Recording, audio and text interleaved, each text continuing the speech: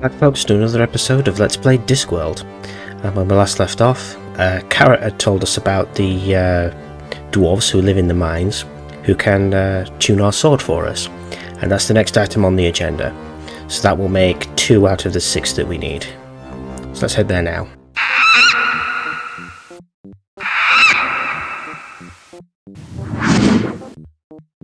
Lo, behold the majesty of those tall, pointy stone things.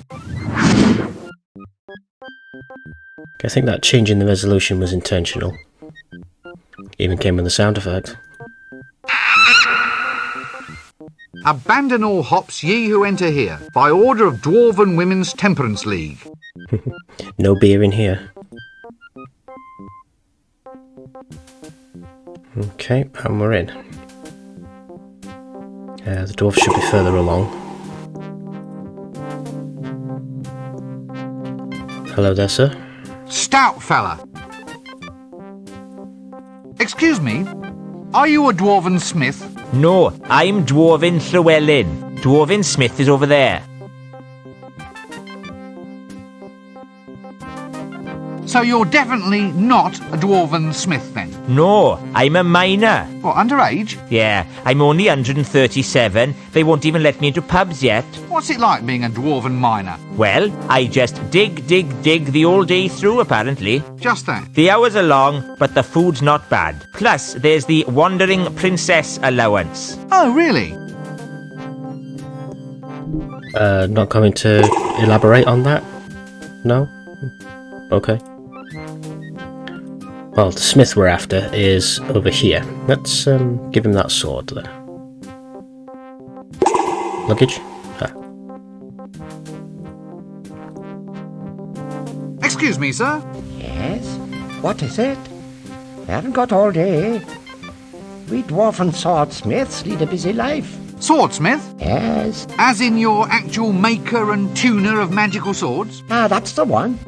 Well, would you tune up this sword for me? Yes? Will right now be soon enough for you? Look, you're sure you're a Dwarven swordsmith? What do you mean? Well, aren't you going to tell me that you won't do the task until I find some obscure item from somewhere? Why? Well, it's traditional. Nothing's easy for adventurers. There's always just one more object to collect. Well, if you want it that way, I suppose. All right, go. And return only when you have brought me... A glass of elderberry wine. That's it. Complete your quest and then return. How was that? Oh, marvellous. I can't thank you enough. Any time. Saw that coming. Rincewind, you are an idiot. Well, you heard the man. Let's head to the broken drum.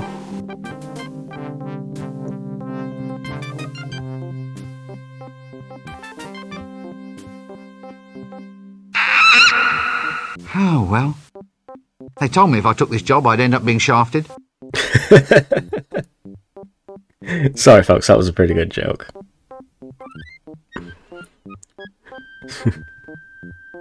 Shafted. Alright, back to Ankh-Morpork.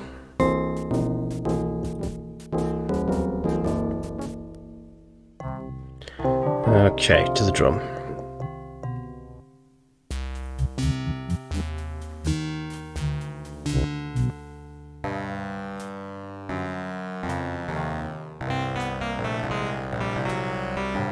Right. This should do it. A tankard of wine? I can't, sir. The cellar's full of thingies. What are they called? You know, furry blighters with the tails. What, foxes? That's it, foxes. Hundreds of them, all squeaking and eating cheese. Oh, we've got a plague of foxes in our cellar. Okay, if you say so. Foxes, eh? Well, he's not going to get us that drink until we get rid of the foxes. How do we do that, I hear you wonder? Well, we need to scare them off somehow. Let's head to the inn. Because there is a new character for us to meet there. There's actually a few, but only this one's relevant right now.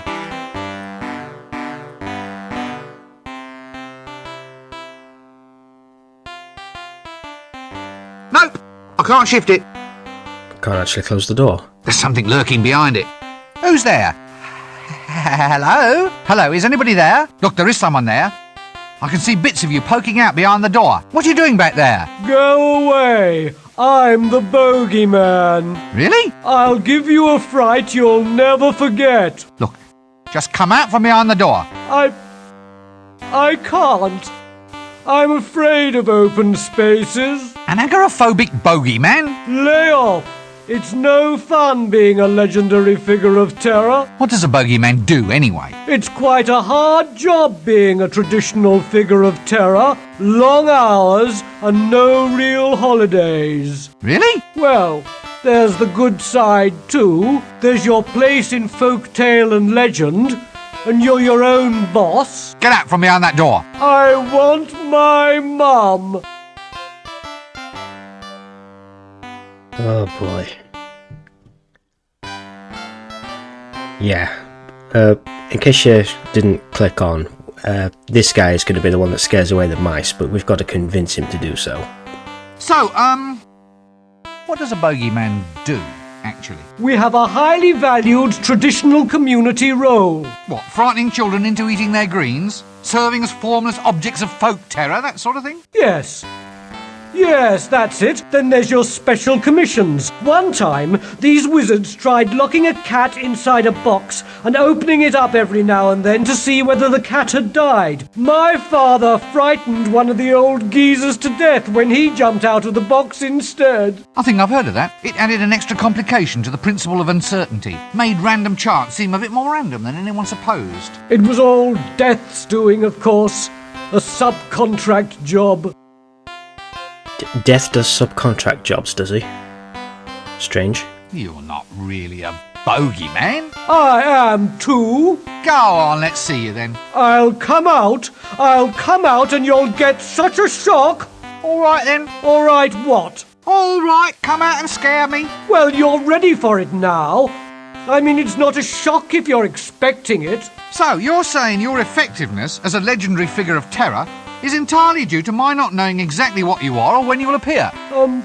Well, maybe. In which case, you should change your name to something more appealing, to heighten the shock effect. Such as... Cyril. Cyril? That's no name for a bogeyman. Heightens the surprise effect, though. You're right there.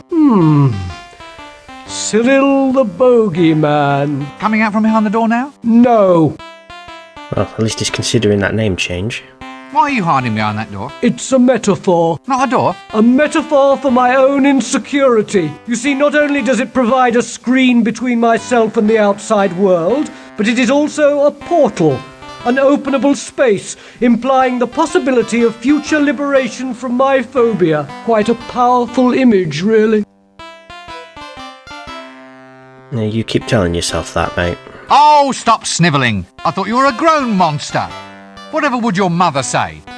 Mother! Oh, Mother! My mother would never take me to the zoo, you know. Really? Would you care to lie on a couch, by the way? Oh, no. The door's quite comfortable, thank you. Anyway, I asked her, and she'd never take me. Have you ever thought of seeing a psychiatrist about this problem? Oh, no. I mean, that's for sick people. Yes, quite. Tell me about your mother. Well, the zoo's important to a young bogeyman, you know. All part of a basic education. It's not easy scaring people, you see. Takes a lifetime of dedication. You have to start small and kind of work up to human beings. As in, terrify some lower orders of life, then shift up to people once you've got the knack. That's it. That's what you have to do. Ah! Well, I think I can help you there. I can find you some foxes. Foxes? Sorry, I meant mice. Anyway, I can find you a few if you like, and you can try scaring those. They're not big mice, are they? I don't think so. I mean, those ones that jump can't bear it when they jump. Well, you just come along and we'll find you some ones that don't jump.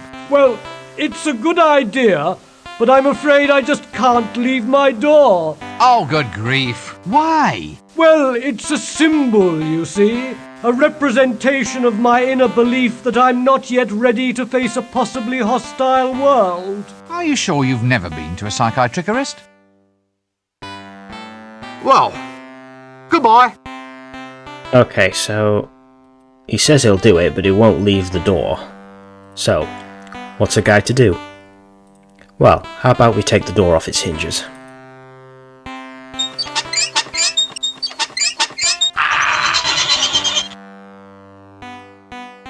We have to talk to him again to get him to move. Who's there? Oh, I thought you were... Oh, my... Really? But you... Yes, quite... Well, oh, it's not... You have... As in... That... Ah! Fox. Sorry. Anyway, They're not... I mean, can't... Well, you just come along and we'll find you some ones that don't jump.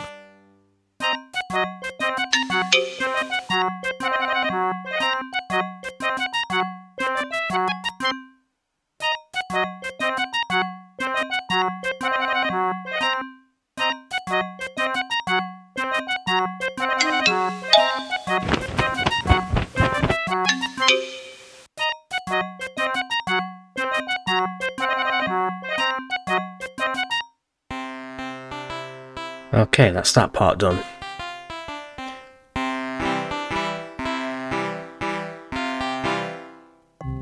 Okay, back to the drum.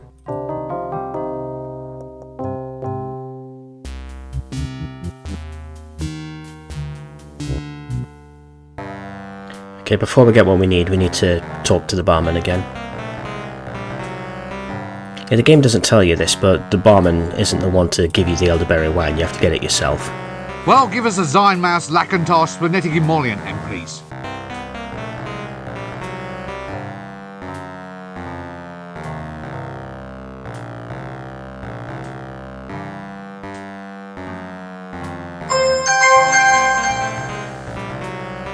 And also, I know the dwarves said that they wanted a glass of elderberry wine, but you're actually supposed to put it in this tankard. And while we're here, there's another drink we can get. No way! 1 drink per act is enough for me. If you say so. That's probably because I've still got the tankard on me.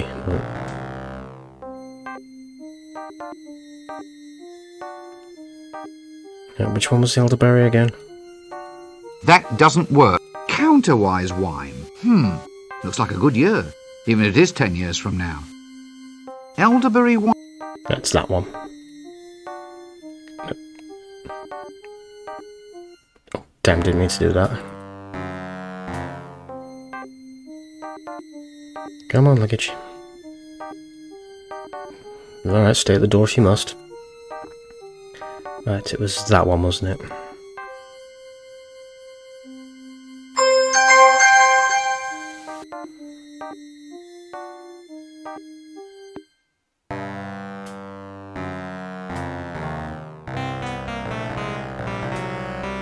And there we have it, the elderberry wine. Right, let's head back to the mines then.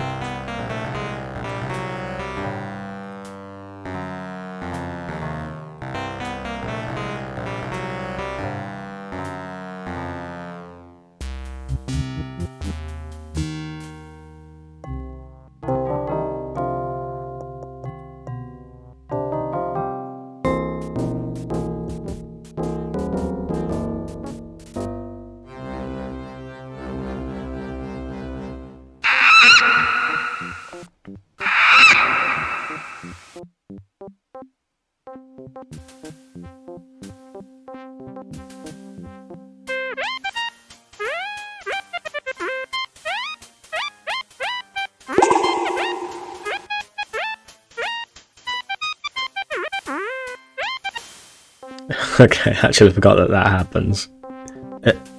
Oh. Luggage has drank the wine. Well, in that case, I think we need to put it on Rincewind to make sure that luggage doesn't drink it.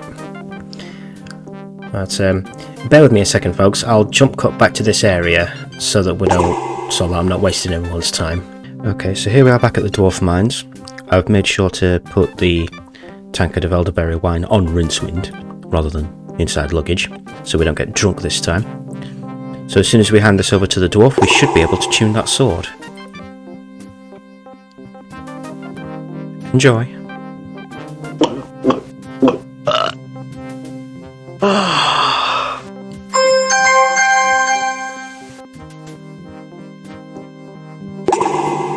Now, if you would be so kind.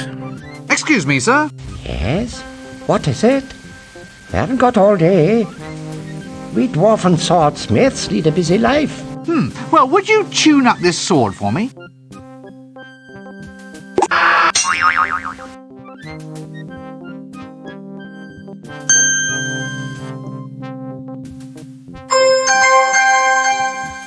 And there we have it. That's 2 down. So, A sword that goes ting! so we have a sword that goes ting and camouflage. Or sword that will serve us as camouflage. Okay, next up, I think the easiest to go for next would be the mustache.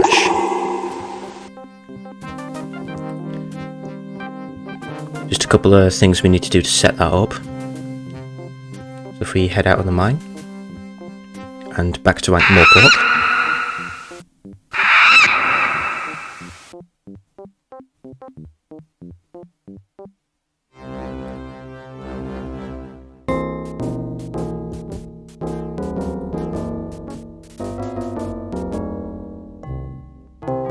Okay, right, we need to head to the inn first, I think.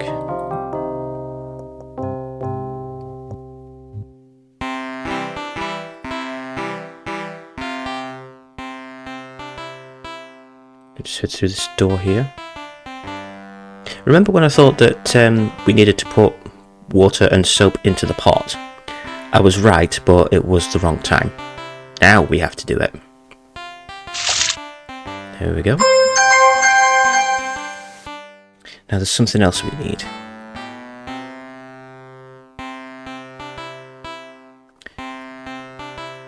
We need a scrubbing brush next. This will all make sense, don't worry. We get that from the palace, specifically Chucky's room. Oh, the guards have gone. As in permanently. Yeah, they're probably done with our bullshit.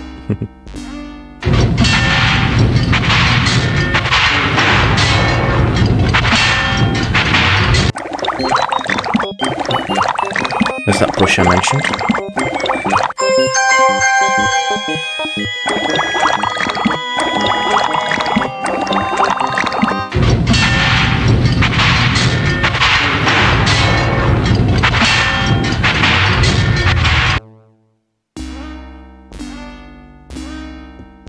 Okay, next up we just need to make a quick trip to the Shades, specifically the Thief's room.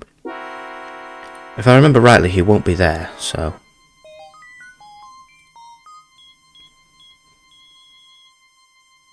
And we've still got that muffled ladder even if he is there.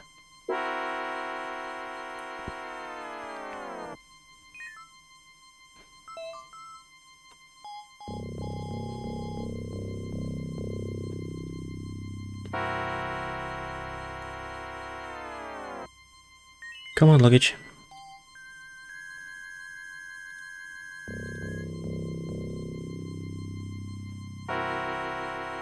That doesn't work.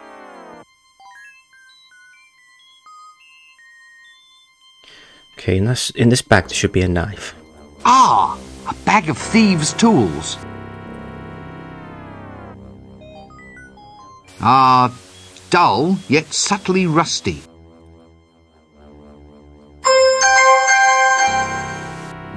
This knife is keen. Get it? The knife is keen. I did get that, and it was also a terrible pun. Let's take back the ladder.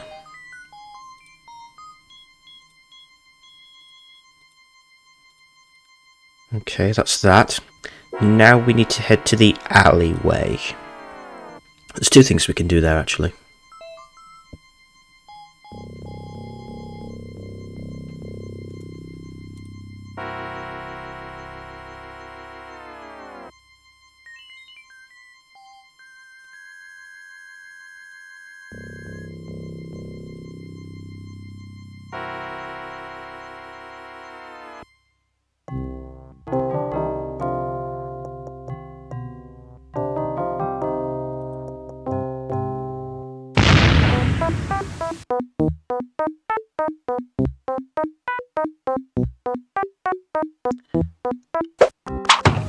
that ninja again. Yeah, we've seen this. Okay, first things first. Let's go into the alchemists. By the cut of his... well... What's that noise? Oh, sorry. That noise! What's that noise? I can't hear you. Wait a minute while I turn off the noise. Just tell me what you're doing. I'm banging grains. It's for the clickies. We need a novelty food for people to eat while watching the shows. Banged grain? Great name. Yes, I thought it up myself. Yeah, I can tell. Does it always make that awful noise? It's a civil disturbance, that is. Don't you need a licence for doing that? Well, I asked if you needed a permit to bang grain, and they've given me one of these instead. This is a permit for soliciting street girls. Well, is that better than exploded corn kernels with butter? You don't get out much, do you? He certainly doesn't. Can we talk to him? Have you ever thought of... What? well, the advantages of heading back into more traditional lines of work? Base metals into gold, that sort of thing. No future in it. I turn one base metal into another one, and then another, and then into gold. 10 minutes later, it all reverts to the original metal again. Back to first base. Yes, that's the one. A good pun and an interesting concept. I wonder why that happens. Wonder if it's ever brought up in the novels as well. You want to get your process cheaper. This stuff's too expensive. Well, I bought the grain special from the grocers. Why don't you go down the livery stable? You'd pay a third the price. Yeah, that's an idea there. Now you watch the shop for a moment and I'll be back. Yeah, we need to do that. While we're here, we might as well pick up this box. Now that he's out of the way, we can actually take that. We'll need an imp to power it, of course.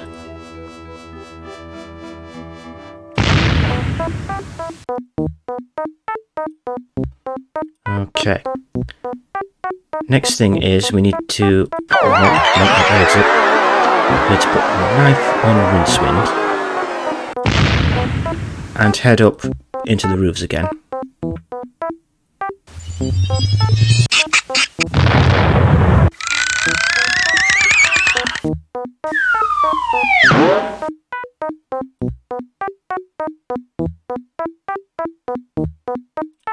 Okay. Yeah, we need this other ladder, but we can't get it down without cutting it down with the knife.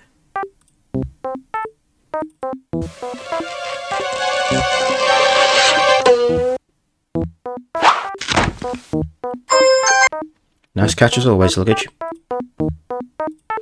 Now we exit stage left.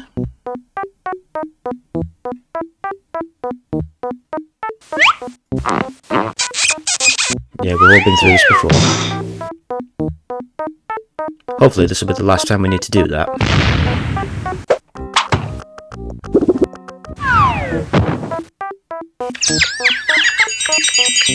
Okay, I think he'll still be here when we come back.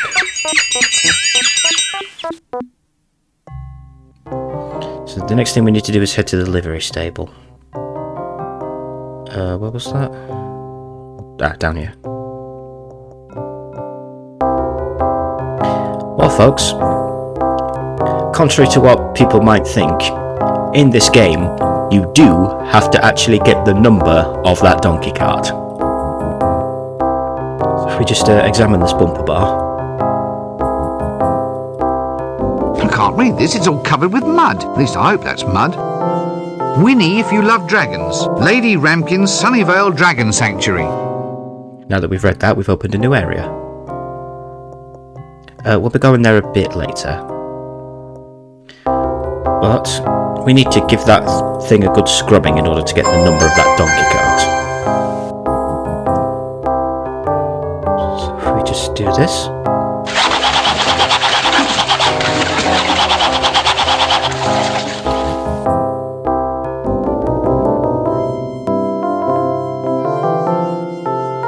I'm not quite sure why there's bubbles in mid-air up there. But anyway, the bumper bar. Sore ass. And there we have it, folks. We have found the number of that donkey cart. So we need to go back and talk to the assassin.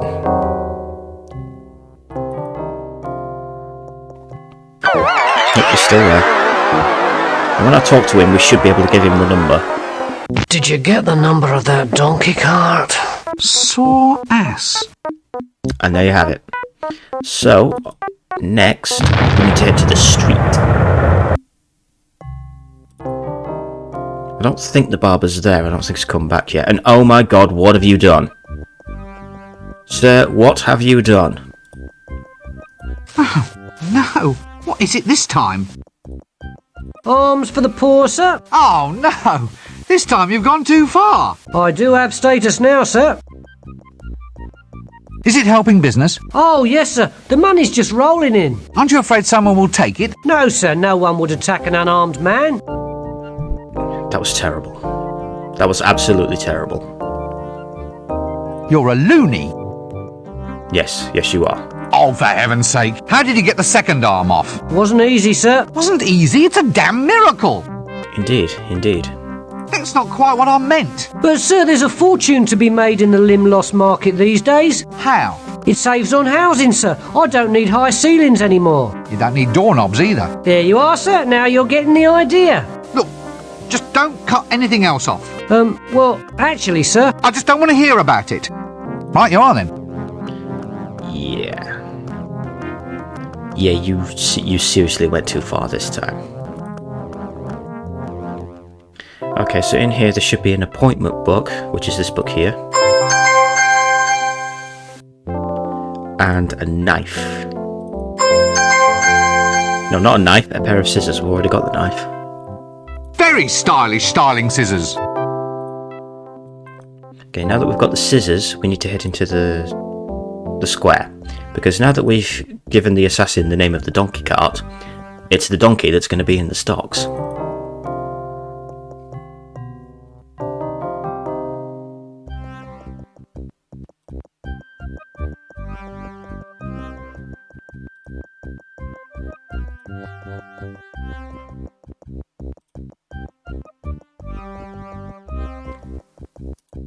DUI? Donkey under influence? Well, I never. Indeed. This is what comes of holding low aspirations. And that is a terrible pun. Right.